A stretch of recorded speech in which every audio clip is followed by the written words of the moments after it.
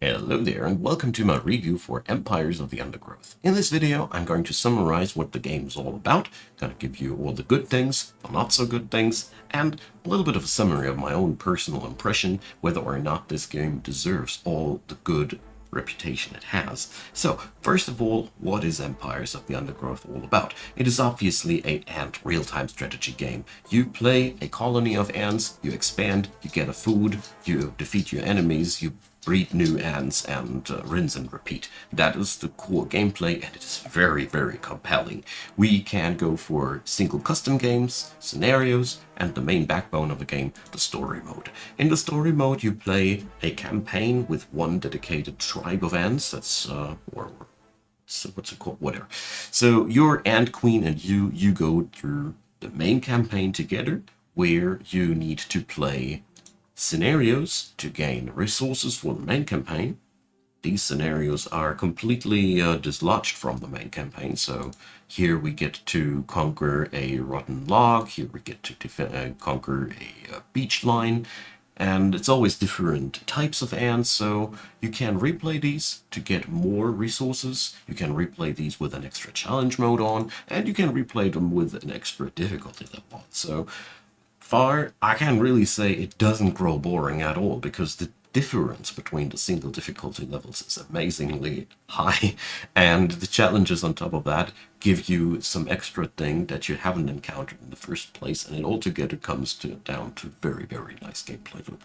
The resources that you gain, territory, food, and the royal jelly, allow you to grow your colony stronger, to beat these gateway missions, which allow you then to get yourself new ants. So whenever you beat a gateway mission, that's one chapter, you unlock a new type of ant. So we have fighters, archers, tanks, and all manner of different ants. The royal jelly can also be used to give them new traits, individualize their stats more. So altogether you have a lot of cool things that you can do as a reward for replaying these scenarios. It is very enticing, and I like that.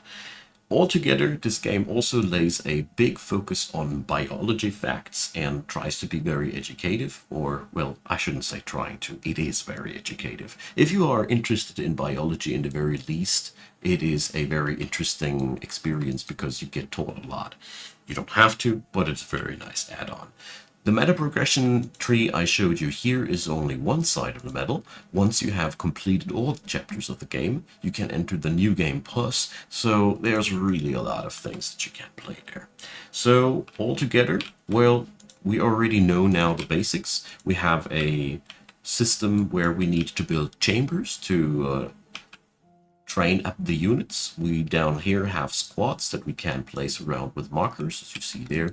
Place the marker here, squad 1 goes there. I can select which dudes go where, and the units can be all upgraded, and the universal currency in the game is food.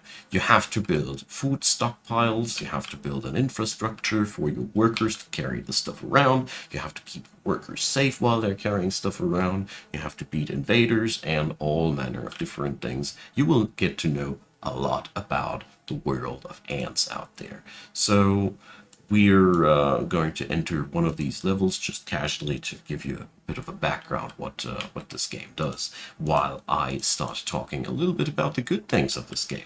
So first of all, the base building in this game is really cool, pretty unique and compelling. You set up cells where the units spawn on, and then the food will be used to spawn a new unit there. So basically you're building a house for each unit. If I build one cell for these fighters, my dudes will spend that food, and then they will spend some more food to raise a fighter, and when the fighter dies, some more food will be carried there to raise a new fighter. That is pretty interesting, as we constantly get to expand, raise new food, beat new enemies, and there is always some sort of an objective to fulfill, either survival, expansion, or whatever it is.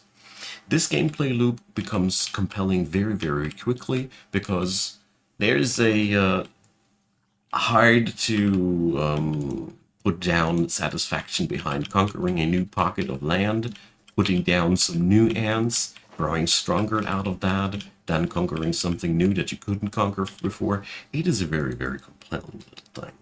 The challenges and the campaign mode are really fun, as the gameplay grows more and more complex. As you see here, we're playing currently the very first mission where we only have a fighter unit at hand.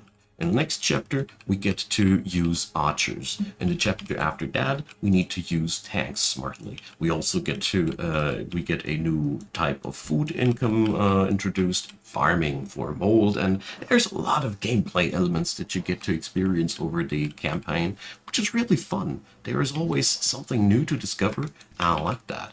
So altogether, very, very well done at that point. The slow rise in complexity on the game also feels very, very good, as this gives you the feeling that you are slowly growing better at what you're doing. And also, I messed up myself. If you run out of food, by the way, predators that you let in your nest will kill your queen, and then you die. That's all. Well, that's a pretty nice thing. So the narrative of the game is really interesting insofar as the Anne's perspective of life is very nicely presented, and I spare you the death of my queen. Uh, the explanations, the biology facts, and that all is very nicely done. And I'm personally a little bit of a science geek myself. I enjoyed that a ton. And the difficulty level increases also feel very, very good. For example, here I started that one on hard. I was used to medium, and you see what happens if I don't pay attention. I immediately blow up myself, while I was able to play medium quite brain dead. So there's a real nice ramp up on that end. So that's the good parts. This is a very, very compelling thing. The scenarios are very interesting. You get to play not only underground, but also above the ground. Let me show you real quick. As you see here, units also have specializations. There is also a narrator in the background that I turned off for this review because I didn't want to have somebody else talking in my video. So really quickly wanted to show you one of these biomes outside there. And altogether, this game really serves so darn well in the Anne's perspective of life that I'm really vibing with my colony by now. So that's a really, really good thing, isn't it? So here, for example, we have a beach line where there's food scattered around, there's predators around, and we have now the job to salvage as much as possible before the flood comes. That's one example. Every map has one theme, one very well thought out thing that makes it fun to play that again and again on different difficulty levels with new challenges. It is really well done. But now to the question, what ain't so well done? So first of all, when you enter one of these scenarios, you can't save them. Well, some of these scenarios sometimes keep me busy for an hour or longer, and I'm personally sometimes inclined to save it and play later. Not possible. The only thing where we can save is the main formicarium, so there is no way of saving your game in between. I'm very sad about that, because I would have totally understood if it would be a save and quit mechanic, so you can't save scum yourself through missions and get yourself an easy way to success. That's not what I want. It's just a little bit sad if I had a miscalculation with my free time. Not so cool. The other thing, there is no speed level in this game, so you see there's no speed meter. Sometimes missions can feel a little bit long. That weaves into the first complaint of mine, because the thing is, if you are on the proper difficulty level, you're not going to feel like your game is running too slow or anything. But if you entered a mission on a too easy difficulty level, what should I then quit it and restart it on a more exciting gameplay level? No, I wish there would be just a 2 times, 3 times, 4 times speed button sometimes, because sometimes you really just have to wait until the night is over, or until the flood comes, or until you have survived a couple of days. That is really something which combines with the first point into a very, very negative and annoying way. Also, we could really use a higher zoom out. Come on, that is all we got. So sometimes there's really a lot of things happening, and as you see here, these numbers on the ground, by the way, that's all food, so I feel a little bit limited. This is also, if we check out here into the settings, it ain't low resolution or anything. I haven't found any setting to change that. Send help if I'm just a fool. And the other thing is markers sometimes feel a little laggy. So if you really quickly try to set up markers, but that's a very minor complaint, especially if there's a lot of things going on, I have to double click them, and altogether the user interface could be a little bit better at some ends. So for example, you have to wait for the tooltip to show you which hotkey, which field is, which, you know, that could be just in the bottom right corner of the buttons there. That would be really, really cool, because there are hotkeys for everything. And yeah, that is something that, well, it's minor complaints. And last but not least, most of the time my gameplay was sufficiently done with I have the bigger blob than you, but on the higher difficulty levels, this will not be. This is not the case anymore. But you don't get to control your units directly, so strategizing like flanking and stuff like that is a little bit more difficult because we only have these pheromone markers, and that's where your dudes will scuttle towards to, and that's that. So, but I gotta emphasize here, these are all minor nitpicks that are not really ruining the game for me at all. It just means that I have to consider whether or not I have 90 or 120 minutes to really go all in on one of those missions or whatever.